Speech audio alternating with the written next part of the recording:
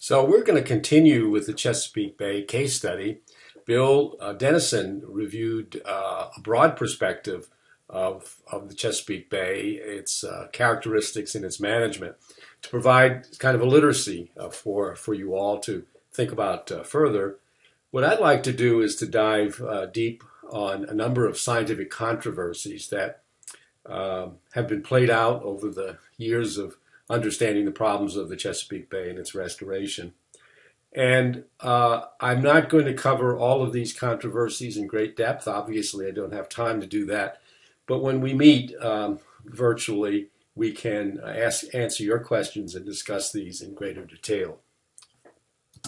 So, first of all, I put this overview of the vital statistics of the Chesapeake Bay just to give you emphasize something that Bill brought up in his lecture, namely that the bay is large, long, and shallow, and therefore it has a fairly small volume compared to the size of its watershed and the amount of fresh water that runs off into it, making it very vulnerable to land-based dynamics and inputs.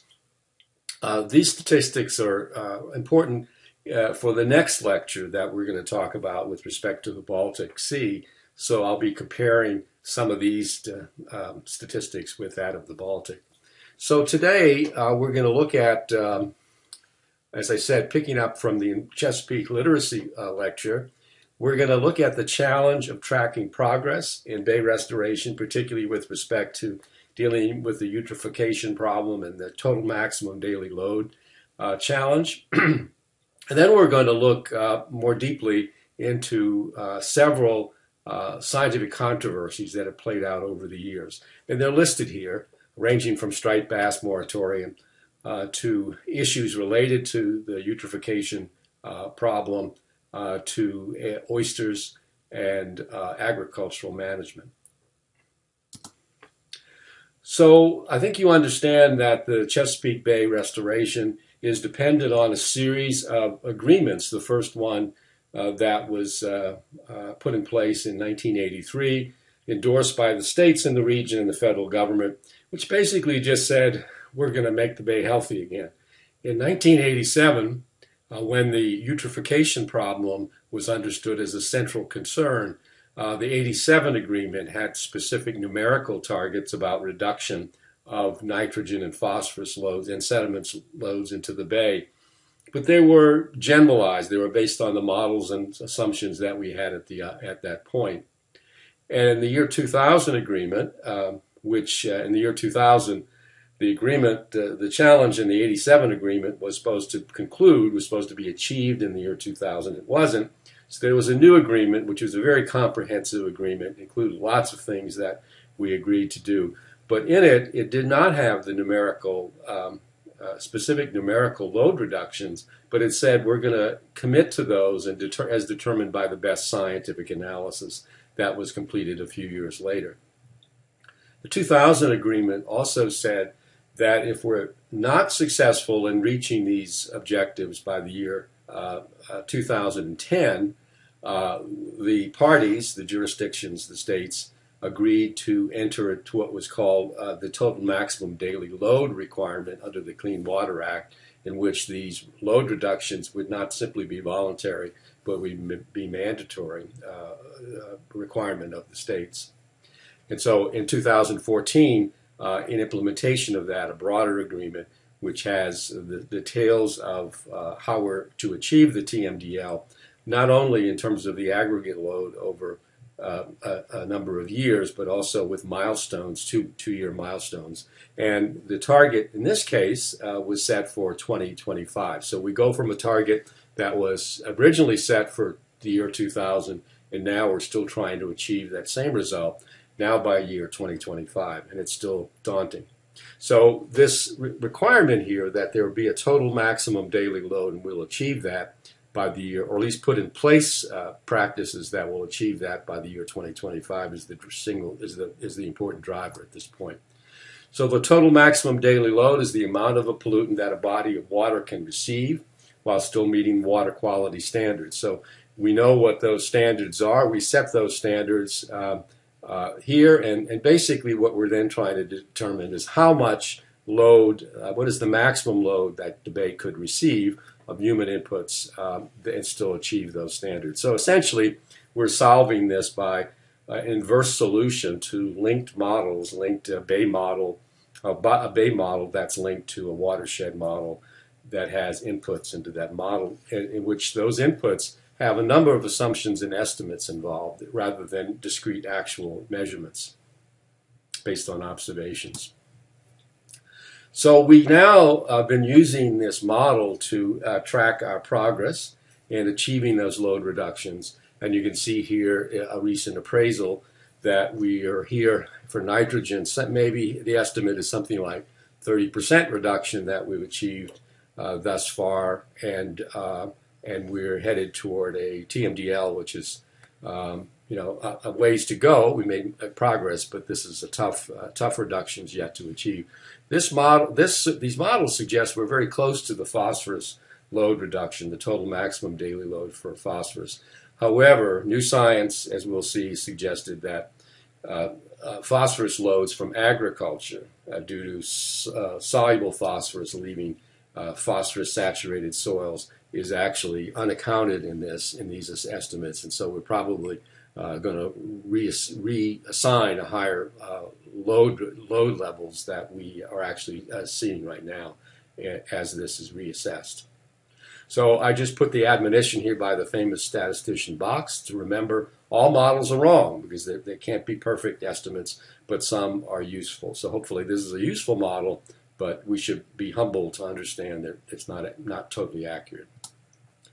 And as we can see, if we look at the load reductions estimated by the model by sector of sources, atmospheric, forest, septic, wastewater, urban, and agriculture, we can see that a large amount of the reductions have been achieved by reductions of atmospheric input. And actually, we have a pretty good understanding of at least the inputs, not necessarily how much of that enters the bay, because we've actually been able to measure changes in atmospheric deposition. And also, similarly, we have a good handle on wastewater load reductions because we know at the end of the pipe we can measure those changes in load reductions. The point is that the other sources are largely estimated based on assumptions of the effectiveness of various practices and estimated loadings from those assumptions downstream into the bay through the watershed. So what do the observations tell us? We have monitoring of nitrogen and phosphorus levels, sediment levels in the rivers that enter the bay. Of course, though, this is highly variable year to year, and so it's a somewhat confusing picture because of meteorological variability as much as anything. And you can see here a recent USGS analysis month by month in which the trend is estimated by a process that adjusts for the flow and also is a smoothing process to give us a smoother representation of the trends. And what we can see here is that the loads certainly overall in these rivers in the bay have decreased. This is for nitrogen from the rivers, except for the month of September. The decline is about 20%. If you reflect back to what the model is telling us, the model says we've achieved about a 30% reduction of nitrogen input. So one troubling issue here is this difference between what the models are suggesting and what the rivers are telling us. Is that due to some lag time, or is that become some other misestimate of what the trends really are? Or with the model, is the model wrong, or do we have misunderstood the observational data, or not included direct inputs and things like that in this assessment? Much of this reduction on nitrogen could actually be as a result of the reduced loading of deposition of nitrogen from the atmosphere onto the broad landscape.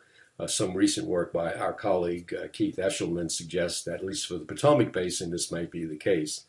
Also, a recent observation shows us that the load reductions from the Susquehanna, there have been load reductions from the Susquehanna, but they've recently been reversed for phosphorus because the dam, the reservoir behind the dam is filled up and is no longer trapping particulate material, particularly particulate phosphorus, and that has to be dealt with. So the challenge we have going forward is how do we reconcile the differences between observed and model load reductions. So let's talk about some of these controversial issues. The first one is the striped bass moratorium. There was a decline, noticeable decline. People just were not able to catch many striped bass. Both recreational and commercial fishermen got to a crisis point so that Congress actually passed an act that mandated provided support for some research and investigations onto the topic. And the question in which this research had, was this due to a decline in pollution? There was a great concern about aluminum coming off of runoff into streams in the spawning areas of the striped bass as being a problem. Or was it simply due, not simply, but due to overfishing? The Atlantic States Marine Fisheries Commission set limits, more restrictive limits, size and pound limits. And there was a controversy that ensued is that whether that was sufficient or whether the decline had been to the point where an outright moratorium was required. Maryland scientists, including those in UMCES, were advocates through their analysis to show that something as desperate as this was required. So Maryland took the lead and in 1985 imposed a total moratorium, sport and recreational and commercial fishing couldn't catch striped bass at all. Virginia followed 4 years later. So you can see here, this is Maryland data showing the young of the year, the young newly recruited striped bass estimates of their abundance, and you can see the decline that took place in the late 70s, and you can see the effect of the moratorium and the rebound of the population of recruits. And now, mind you, there are year-to-year variations, and some years still are very low, but the recruitment levels have been relatively high by historical standards. And now the resource is open again for both commercial and recreational fishing, but with more restrictive limits going forward. So a way that science came in and helped empower bold decisions by managers and resulted in the desired effect. Really, one of the lessons of global lessons of a better managed fishery, the benefits and recovery of a depleted fishery. So we all know that submerged aquatic vegetation has been reduced in the Chesapeake, and that's one of our objectives, why you want clearer water or you want less nutrients coming into the bay. But this was exactly the cause of this was actually quite controversial initially. Here, these are estimates of the abundance of submerged plants in the upper bay, the Maryland part of the bay, over the years, and you can see how the decline was quite precipitous, and particularly corresponded with this tropical storm Agnes that really knocked the grass beds pretty hard. And their recovery has been very slow, and so this is where we're struggling to improve the acreage, the area covered by submerged aquatic vegetation.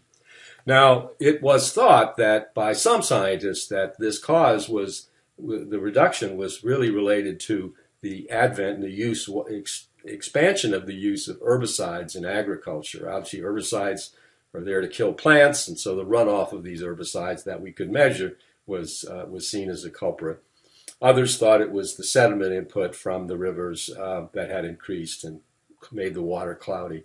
But this research, led by Michael Kemp and company, really demonstrated the role of nutrient over-enrichment, here showing experiments in ponds at Horn Point, which showed with various levels of loading of nutrients, nitrogen, and particularly in this case, we can see how the system shifted from a submerged rooted plant system to one in which there were in control to one in which there was a higher growth of phytoplankton that shaded the grasses and overgrowth of epiphytes. and that gets worse to the point where the grasses, the SAV is reduced greatly at the benefit of plankton, phytoplankton, and epiphytes.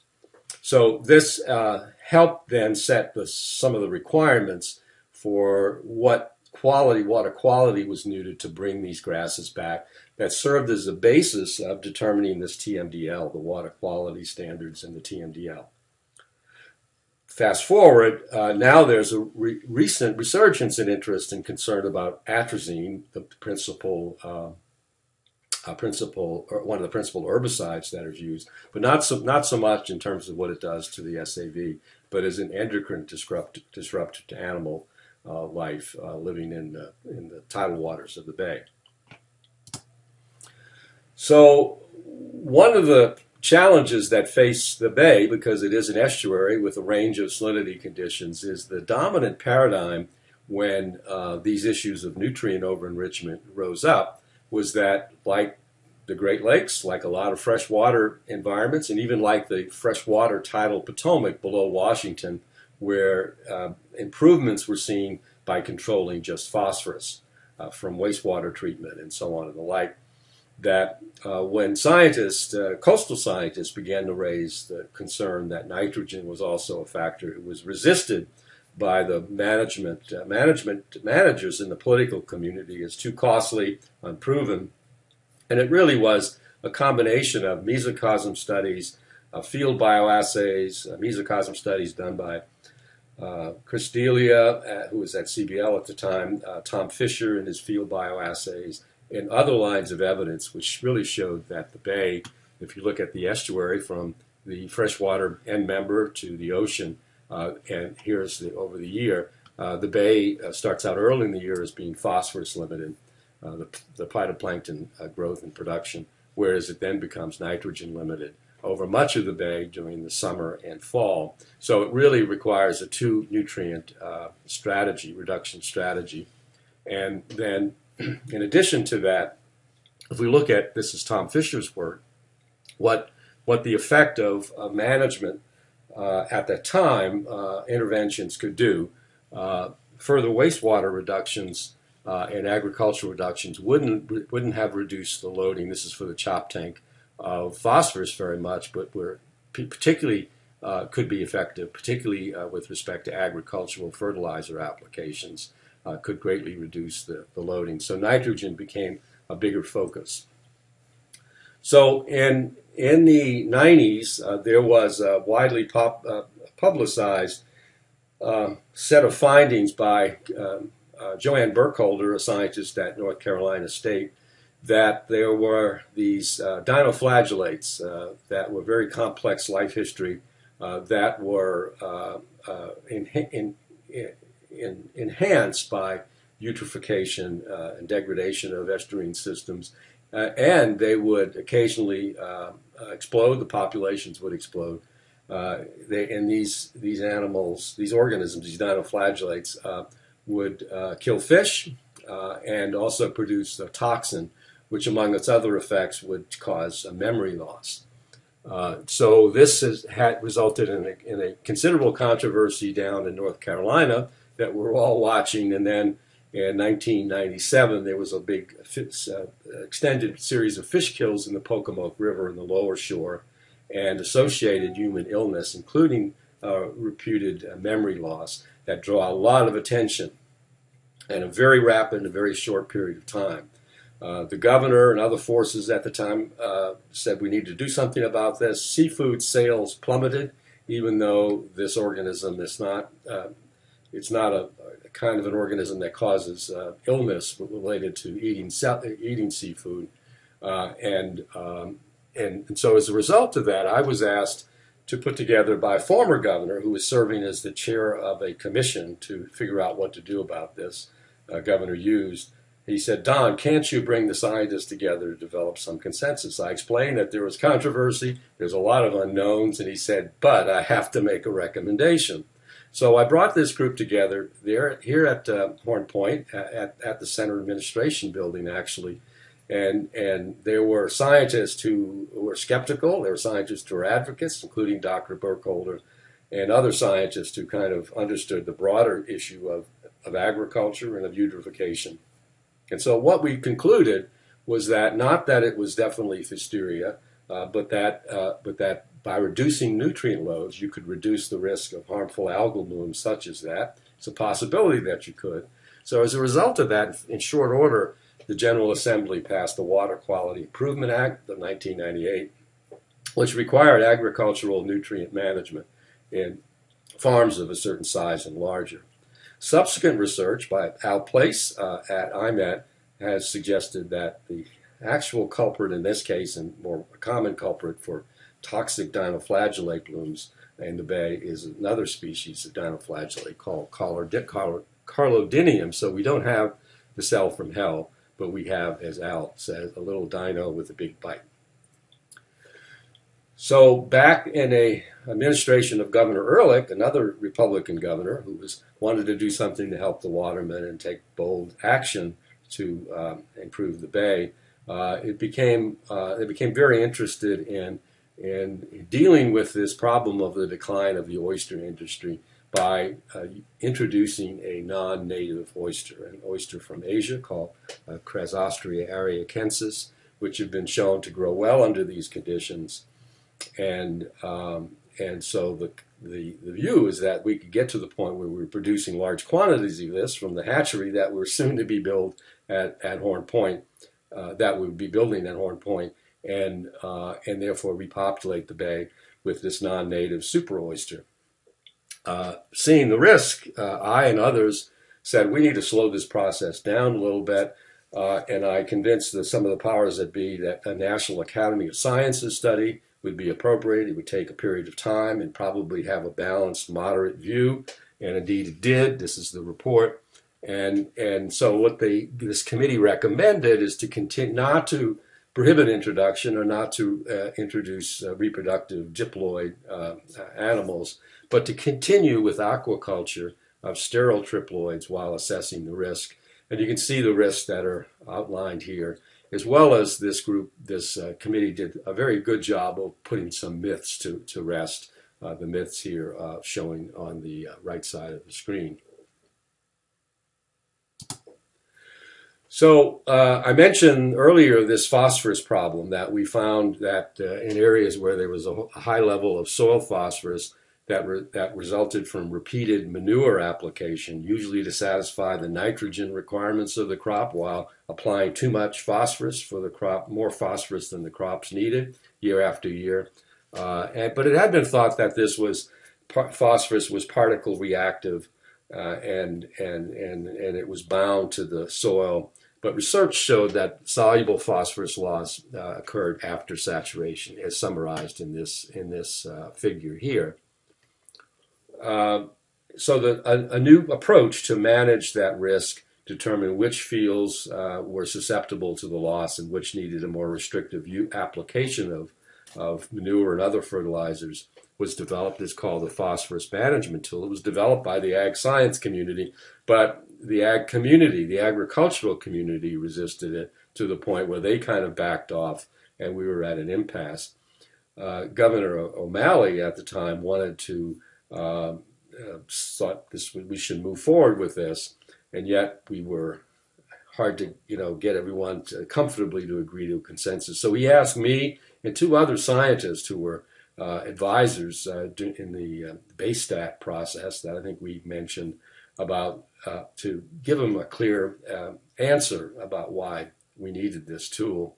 And so this is a wonderful example about if I alone or with some other environmental scientists produced this, it would have been dismissed out of hand. But this simple 3 or 4 page document had power because it had an environmental scientist and 2 ag scientists basically with a consensus statement on this, on why we need the phosphorus management tool. A good case where an epistemic community, if you will, of scientists across their traditional boundaries of advocacy and interest had power. So finally, this is one that's active as we speak. This is the issue of oyster sanctuaries. It's been in the news just recently. And it started out when Governor O'Malley appointed a Oyster Advisory Commission that produced recommendations in 2008 that said we needed a new approach to this that promotes aquaculture, promotes restoration, not just wild harvest. The plan was put in place in 2009, which we had designated for the first time some very large areas of sanctuaries that would have no harvest and that we'd do restoration activities in. When Governor Hogan was elected, with a lot of support from watermen in rural parts of the state, he committed to reassess the plan, and he then just last year changed the composition of the Oyster Advisory Commission, which quite frankly O'Malley had stacked more into the conservation science end, and now the commission is half or more of them are associated with watermen or harvest interest. So it presents a really interesting dynamic that we're dealing with. He also halted the restoration, on behest of the watermen, he also halted the restoration activities in the Tread Avon Sanctuary near here on the eastern shore. So we're now struggling through this with this new this new Oyster Advisory Commission. So the scientific questions before us are these sanctuaries in restoration working? There was a 5-year review of the sanctuaries by the Department of Natural Resources, so some of them are working well in terms of building biomass and spawning potential. There's also a review of the Harris Creek Sanctuary, which showed, again, that they were meeting the requirements. So we've been past that with some difficulty, I should say. And now we're looking to determine where the best locations for 2 additional sanctuaries should be in the lower bay, probably, the lower Maryland Bay. And how should well-performing sanctuaries be converted to rotational harvest areas? This is something the watermen want. And what are the risks of reducing sanctuaries? We had an initial concept that between 20 and 30% of the productive bottom should be in sanctuaries. We're now at 24. We have a proposal from the government to reduce it to 21. Is this an acceptable or unacceptable risk? And then finally, we've been asked by the General Assembly to determine what is a sustainable harvest level. It's done for fish populations regularly. We don't have a sustainability estimate for oysters. And so there's very likely, if we can get everything in place and the funding established, an estimate to estimate the sustainable harvest level that will play into this, because the General Assembly now, in a response to the actions of the Hogan administration, basically has a bill that's considering is that we don't change anything in terms of sanctuaries until we have this sustainable harvest estimate completed. Stay tuned. Thank you.